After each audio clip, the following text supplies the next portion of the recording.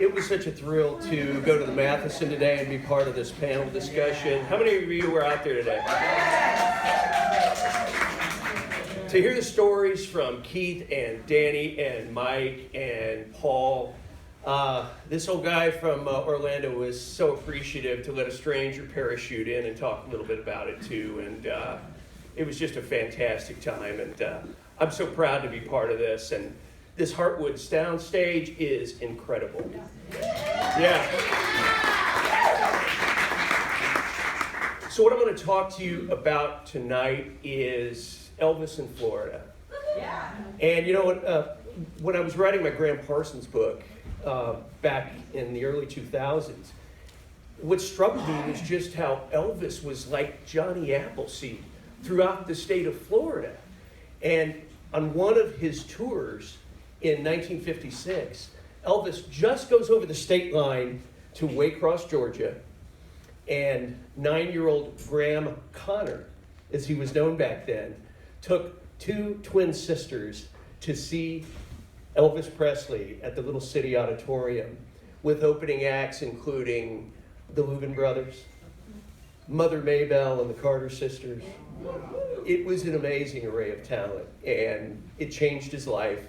And later on, when he became Graham Parsons, he said that that moment changed his life. So Joe, if we could pull up the show, the slides I want to show you. The book is called Elvis Ignited.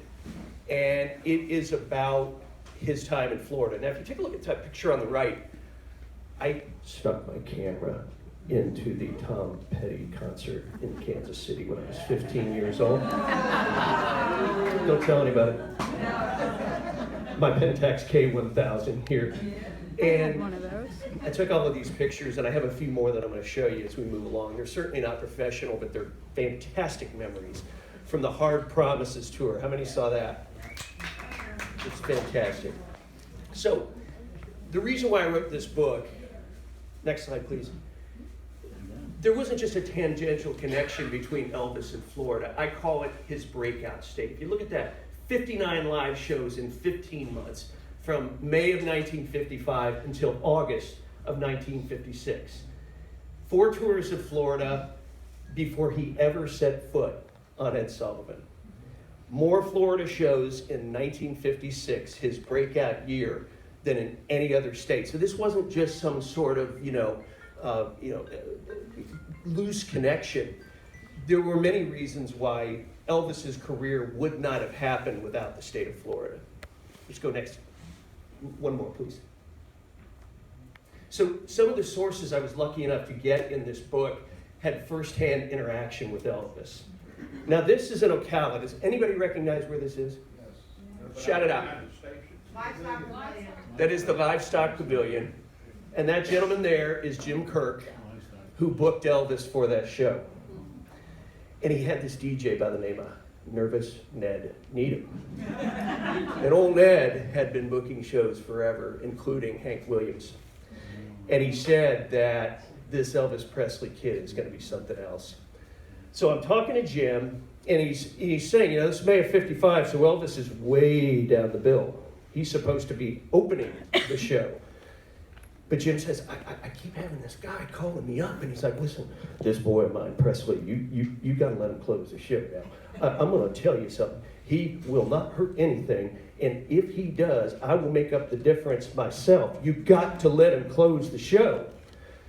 So Jim finally was convinced by Elvis's manager, Colonel Tom Parker, to let Elvis close the show. And so this was the first time in Florida in May of 55 that Elvis closed a show. And Jim Kirk was telling me Nervous Ned wasn't the only one terrified that night. And Elvis came out and just knocked him dead. And Jim Kirk's talking about Tom Parker, and he goes, that Tom Parker was one rare individual. I've often thought when we were having trouble with the Russians, we ought to send him over there. Next slide, please. Next. Now, besides the early shows in 55 and 56, Ocala has a very special relationship with Elvis because he came back in 1961 and filmed Follow That Dream. So he was here in this area for 6 weeks. And in that period of time, people really got to know him well. And that was a really special thing about it. And one of the things I think of as I drive by that bank, you know, it's still there. The SunTrust Bank on Silver Springs Boulevard, where a number of scenes were filmed. I think that it should be considered a historic landmark. And of course, the rest of you know what happened outside that bank in July of 1961, right? Yeah. Little kid from Gainesville. Yeah. Shout it out, let's hear it. Yep, you got the next one, Joe? Okay. Well, as the story goes, Tom Petty gets a chance to meet Elvis there, of course, because he had his uncle Earl Jernigan. And it really changed his life.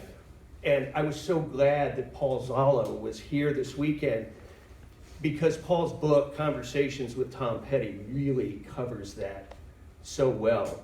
And if you all wouldn't mind, what I'd like to do is just read a very brief passage from the book that describes Tom Petty remembering meeting Elvis on the street there in front of the bank.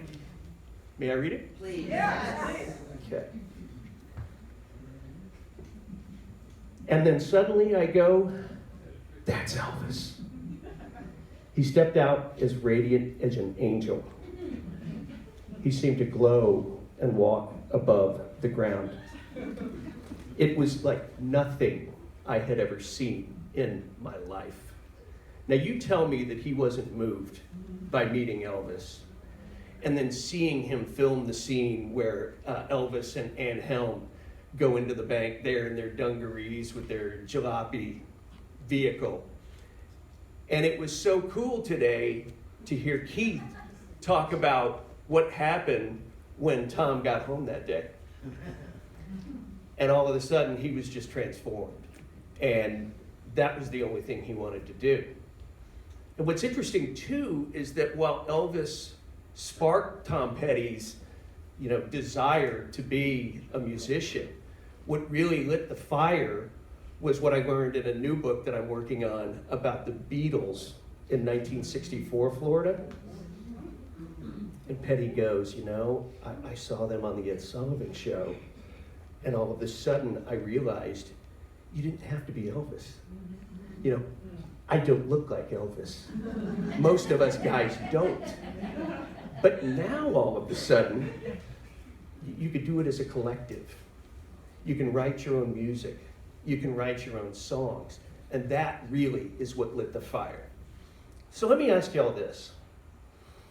Wouldn't it make sense, given the importance of Tom Petty, especially meeting Elvis in Ocala that day outside the bank, don't you think it's about time that somebody decided to put a statue over there? Yeah. I said it this morning and I'll say it again. I'm amazed that they haven't already, because this was the meeting of icons at that point in time. Do y'all agree? Yeah. A couple other people I got to talk to for this book was Elvis's co-star in the film, Ann Helm. Any of you remember her? Yeah. Little Annie. And she talked about, Elvis staying up late at night, hanging out with the Memphis Mafia. And she also talked about their use of drugs and popping pills to get up in the morning. Because she goes, we weren't drug addicts. We might have taken a pill or two here or there, but Elvis was still fully, still had all of his faculties. And he was still very professional, and he looked great, and his voice sounded great. And I think that's part of the appeal for why that story is so everlasting here in Florida, is because here he is in all of these old Florida locales here up in this area of north central Florida. Another interesting person in the story is Tom Parker. Now, do you know he was an illegal alien? Do you know he never became an American citizen? Do you know he actually deserted from the Army? We all are colonels more than he was. In fact, I like to be called general. Tom Parker went to prison in Florida as a deserter. And by the time he got out of prison, he had gone so mad that he was actually drummed out of the service as psychotic. And yet he managed to rebuild his career, come to Florida, and in Hillsborough County, does anybody know what his job was? Shout it out. Hillsborough County? Dog catcher. Yeah, that's right, Gene. He was the head dog catcher of Hillsborough County. But what he started to do was put the animals in films. Directors like Hal Wallace would come through town, and Tom Parker would provide all of the dogs and cats. Soon he started promoting shows, and Parker's first show he promoted was Roy A. Cuff and Minnie Pearl in Tampa at the Homer Hesterly Armory. And that's what started his career. Then he came with Eddie Arnold. Then he got Elvis. And boy, one of the big things in this book is talking about, you know, how that relationship was so important to getting Elvis where he was, but unfortunately, it also got him where he is today. And another really interesting person in this story is Steve Binder. Anybody know who he is? He produced Elvis's comeback special in 1968. And Binder's great because he's on Facebook. If you ever you want to friend him, he's still very vital and just has so much to say. And he talked about locking horns with Tom Parker and what it was like to try to do this, comeback special with Parker constantly breathing down his throat and breathing down his neck. And he said Parker, like the old carny that he was, used to try to hypnotize him into doing what he wanted him to do. But the reason why the special turned out as well as it did was because Steve Binder had the guts to say, to hell with you, I'm going to do it my way.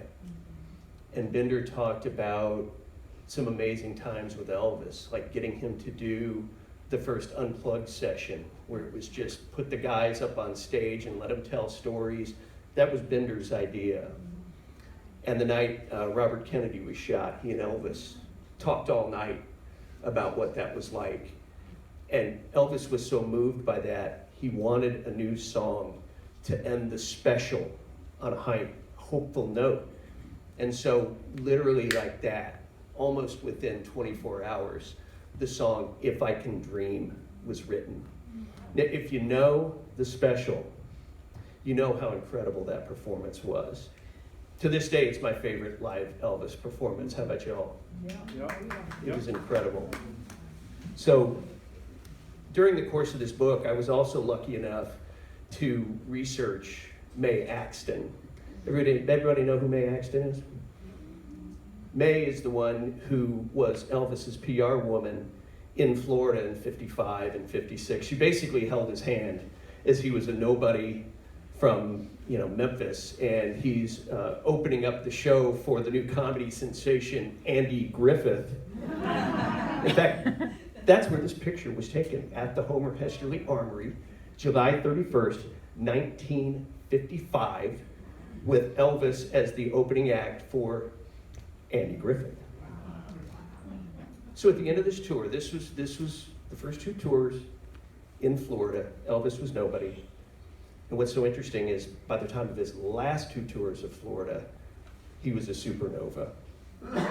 But after Mae promoted him, she tells him, she goes, I'm going to write your first million seller. And he's like, okay, sure you are. And so there's a musician named Tommy Durden who told this story about being here in Gainesville. He was a traveling musician. And he opens up, at the time he had the Miami Herald in his hands, and it talks about a man's unfortunate demise. And he said there was a little note in his pocket that said, I walk a lonely street. So Tommy goes to May's house in Jacksonville that afternoon and says, I think this would be a great idea for a song. And together in a little house that nobody knows about, that has no historic recognition whatsoever, about a mile from where the Allman Brothers Band formed in Jacksonville, by the way, in one afternoon, Mae Axton and Tommy Durden wrote Heartbreak Hotel. Elvis's #1 song, his first million seller, that changed his life. So that's the part of the story that a lot of people know, but there's another part that they don't know. And that is that they wanted to record a demo that they could play for Elvis so he could hear the song. And so Mae decides to invite a guy named Glenn Reeves over, who's a Jacksonville DJ. And she asked him, he had just been on the 55 tour with Elvis in July. And she asked him, would you record this song that we just wrote? And so if you go on YouTube, on Glenn Reeves, you can hear it today, his demo version of Heartbreak Hotel is so similar that you hear it. Now, it's a little bit exaggerated, but yet it's amazing to think that, he had done this, and then Mae is able to go to a disc jockeys convention in Memphis later on in 55, and she plays him that song, and do you know what he said to her? Hot dog, Mae, I'll do it. And just at that same time, all of this is happening where Tom Parker is finally convincing Sam Phillips to let Elvis out of his Sun contract. So he needs songs to record for RCA. And one of the very first songs he recorded for RCA was Heartbreak Hotel. And then later that year, it just kept building and building and building until it finally became #1. And during the course of the research for the book, just about a week after he had recorded Heartbreak Hotel, he's back on tour in Florida, and he's playing before 9-year-old Graham Parsons in Waycross, Georgia. So there are all these amazing connections. And what I do with these books is I look for places that are ripe for historic preservation. Now, one of them, the Homer Hester Lee Armory, has since been renovated. It's the new Jewish Community Center over there. But at the time I was researching it, it was just this old, decrepit, basically an army depot. And that was the only place where Elvis played all 4 of his Florida tours. Martin Luther King spoke there. The Doors played there. JFK spoke there. Fortunately, that building was saved. But I will tell you that Mae Axton's house is, sitting there in this little out-of-the-way part of downtown Jacksonville, and that would be interesting to see that renovated as well. But that's what I do for the books here, is I basically make the provenance for these places to try to save. And one other thing that I wanted to mention to you all, and I'd love to get your reaction to it, I just interviewed Bernie Ledden 2 months ago for my Beatles book. And I will tell you, I spoke with him for an hour, and I did not ask him one question about the Eagles. Thank you very much. And I had the idea to make the former Lipham Music Store a Florida Heritage Site.